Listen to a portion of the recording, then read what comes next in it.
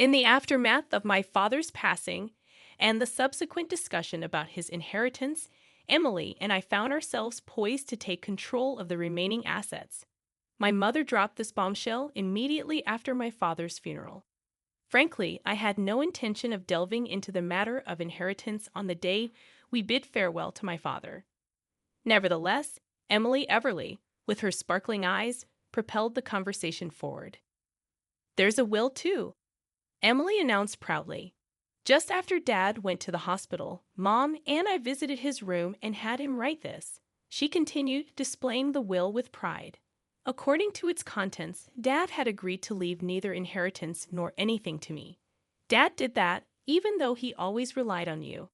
I know it's too harsh. It's pitiful for you, isn't it? But of course, Dad always found me more affable and favored me," Emily declared. Before I could react, my mother chimed in gleefully, "You, who have no job, we have no intention of giving you a single penny from the inheritance. We'll be enjoying a trip abroad, so prepare to leave this house by the time we return." Stunned, I protested. "How can I accept this? Why would you do such a thing without giving me a chance to speak?" Mom and Emily retorted coldly, "Be quiet. It's impossible for you to get anything from us now that Dad's gone. We can finally act freely. Your role here is done, so leave immediately. All the sacrifices you've made for Dad, all you've done for him, and this is the result. How cruel, giving everything for such an ungrateful father was pointless. Even if you wish for our help now, it's too late." Hearing those words, any remaining familial feelings toward my mother and Emily vanished entirely. I couldn't accept what they said about my father, whom I deeply respected, without expressing all I wanted to say to them. In response, iCarly stated, "I understand. I can't stay with you two any longer. I'll gladly leave." With that, I departed from my childhood home. My name is Ashley, and I have a sister, Emily, who's 4 years younger than me. We're a family of 4 with our 2 parents. Emily's personality mirrors our mother's, affable but sometimes lazy. She often teased my father and me, who had sincere personalities. Our mother, having a temperament like Emily, felt especially fond of her. It was evident she favored Emily over me, often leaving me out at home when she went out with her friends. According to her, it's embarrassing to show plain and quiet Ashley to her friends. On the other hand, our mother was very proud of Emily, who was friendly and loved by everyone, even with such a mother and sister. The reason I could live my days positively was because of my father. He valued my sincerity and also loved Emily equally. I deeply appreciated and loved my father's fair attitude. Even after becoming an adult, the way my mother treated me remained unchanged. However, thanks to my father's presence, our household remained stable. But after my father retired at 65, an incident occurred at home. He tripped over a small step in the house and broke his bone. Despite his efforts with surgery and rehabilitation, his aging muscles didn't recover easily, as he spent more time bedridden and needed care. My mother and Emily became even colder towards him. "Hey, Mom, what do you think about this?" I interrupted, pointing to a guidebook. "Yeah, it looks good. The food seems delicious too. Maybe we should go with this one," my mother replied, chatting excitedly with Emily. Confused, I asked, "What are you talking about?" My mother answered with a hint of annoyance, "We're planning for a family trip. But considering Dad's difficulty in moving around, isn't traveling difficult for him?" Responding to my comment, Emily said with a smile, "Well, we're not thinking of bringing him in the first place. We plan to leave him at home. That's cruel. It would be hard for him if he's left alone. If Dad's not joining, I will stay home with him," I declared. In response, my mother and Emily just smiled at each other. Following that, my mother said, "That's fine too. If that's the case, Emily and I will just go by ourselves. Whether you two come or not is up to you. But since it's a family trip, we'll be using money from Dad's bank account." A quick glance at the guidebook revealed that they had chosen a room meant for just 2 people. It was clear they had never intended to bring either my father or me along.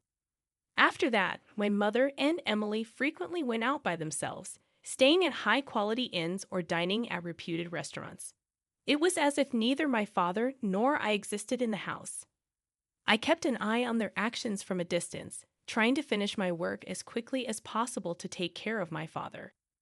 When I couldn't handle everything alone, I sought help from care services for tasks like bathing assistance or accompanying my father on short walks around the neighborhood. On days when I had to work overtime, I asked my mother and Emily to look after my father, but they avoided the responsibility. Ashley, I came to help with the bath, but is there no one at home today?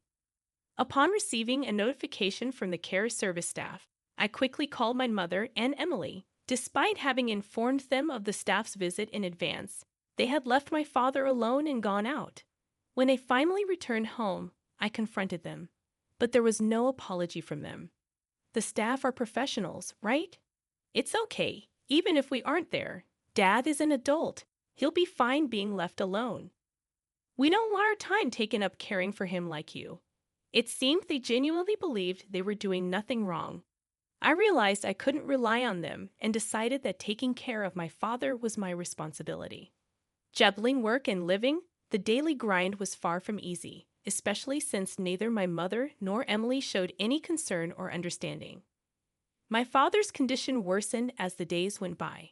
He spent more time seated than walking and ate much less. As the 9th year of caring for my father approached, I became concerned about how frail he looked.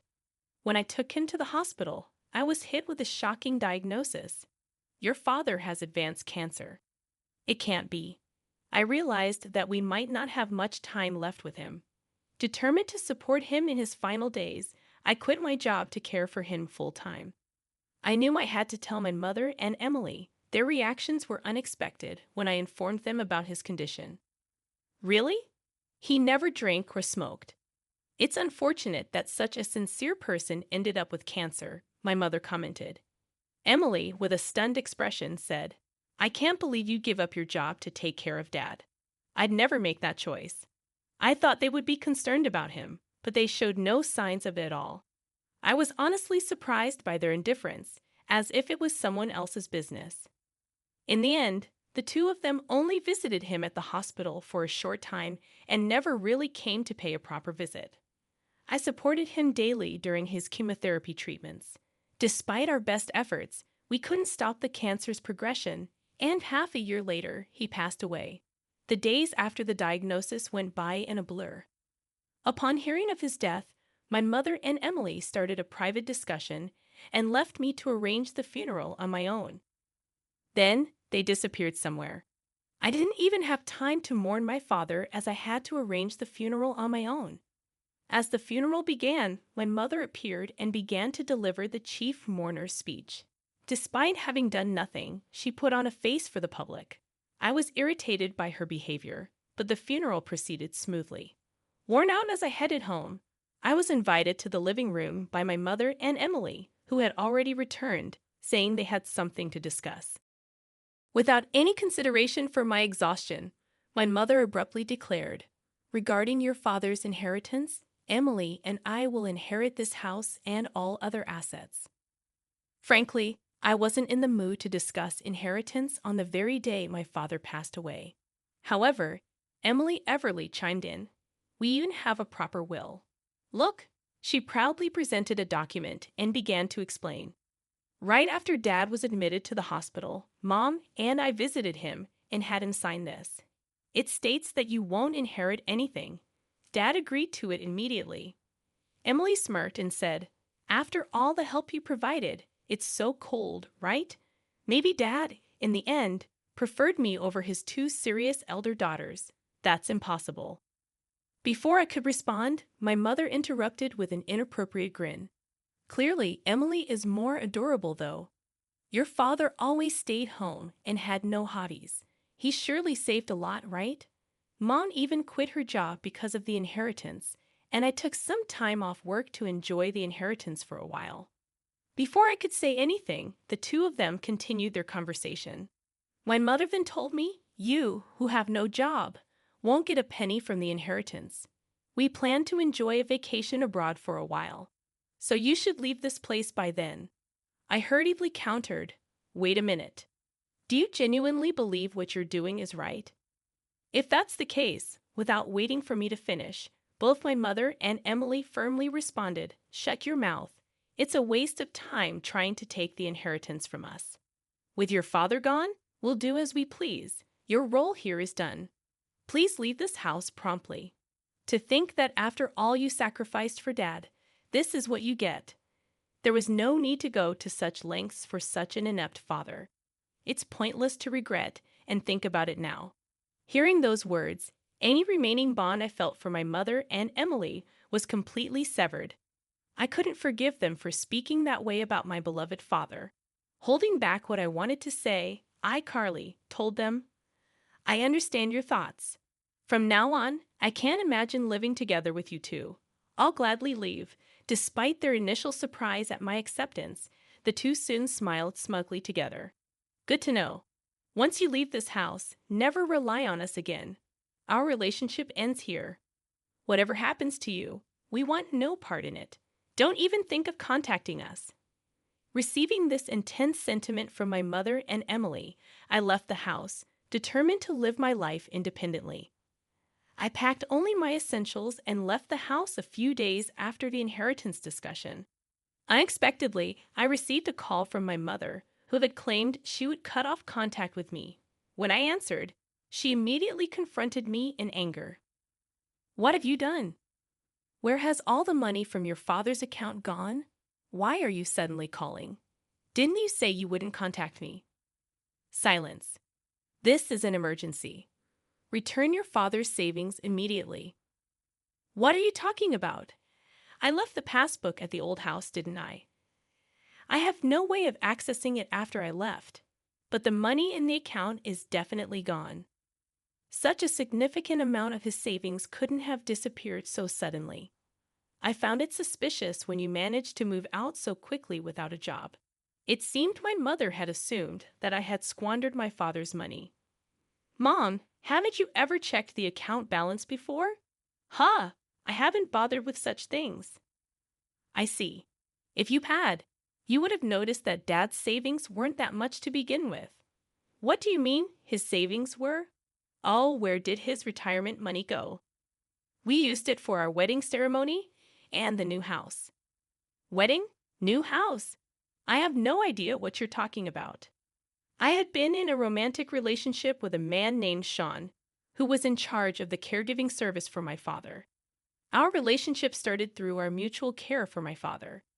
I had told my father about my relationship with Sean soon after we began dating. Sean proposed, and at that time, I was overwhelmed with caregiving and work responsibilities and couldn't make a decision.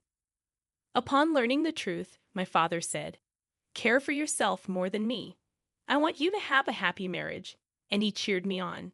Despite my hesitations, he even started helping with the wedding venue selection and looking for a new place to live. We had reserved a wedding date for the following year and signed a contract for a new apartment that my father liked. All of this happened 6 months before we found out that he had terminal cancer. As a gesture of gratitude, my father covered most of the costs for the wedding and the new apartment. That was the reason for the decrease in the account balance. Hearing the turn of events, my mother's voice trembled. She was clearly shaken. So there wasn't any inheritance for us to inherit in the first place, primarily just the family home, but given its location, we shouldn't expect a high selling price. Emily, having overheard the conversation, snatched the phone from my mother in panic. "Wait, so the financial assistance for your wedding is much more than the inheritance for Mom and me?" "That seems to be the case. Dad knew about my marriage and me leaving the house, so maybe he didn't see a problem in leaving the family home to both of you.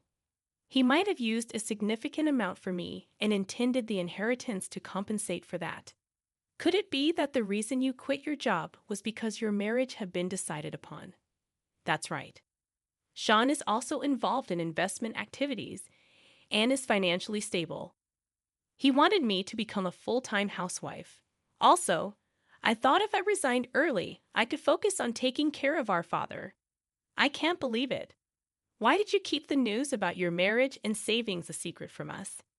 Taking a deep breath, I answered, I thought about telling you several times, but every time neither of you showed any interest and avoided the topic. Why didn't you stop me from taking a break from work or Mom from quitting her part-time job? How are we supposed to live now? When I wanted to talk to you after the funeral, wasn't it you and Mom who shut me down, saying you can't expect anything from us? But I thought family members should help each other out. Family. When I was swamped with work and caregiving, you were out having fun, neglecting Dad. How can I think of someone who said such mean things as family? Don't just say whatever is convenient for you. Shocked and lost for words, Emily was taken aback. Afterward, my mother pleaded with me, Ashley, the truth is, I've already paid for the trip. I also made various purchases expecting the inheritance, so now I have no savings left. So what about it? I've already quit my part-time job, right? If we don't get any inheritance money, we won't have any money for next month. So until I find a new job, I hope you can lend us some. When you kicked me out of the family home, didn't you say you'd never come to me again, that our relationship was over, that you wouldn't interfere with whatever happens to me in the future? About that, neither of you ever helped when Dad and I were going through tough times. Now when you're in trouble, you want to rely on me. That's incredibly brazen. But if you don't help us now, what will we do? Without waiting for my mother to finish, I ended the call and blocked their numbers. I was utterly disgusted by my mother and sister, who only claim to be family when they're in trouble. I decided to distance myself from these two. Later on, I heard from various people that although my mother and Emily had canceled their trip, since it was a last-minute cancellation, they couldn't get a refund. They've been barely scraping by, asking friends and relatives for money. They had to sell their house, but as I expected, they didn't get as much as they hoped. With the initial expenses for a new place and moving costs, they had hardly any money left. Emily returned to work, but because she asked her colleagues for money, her relationships at work became strained. She had planned to leave her job soon after finding a good partner, but because of the situation, that partner, as well as other men, distanced themselves. Her friends, too, kept their distance. My mother tried to find another part-time job, but her previous workplace had already hired someone else, so it was hard for her to return. Due to her age, her job opportunities were limited.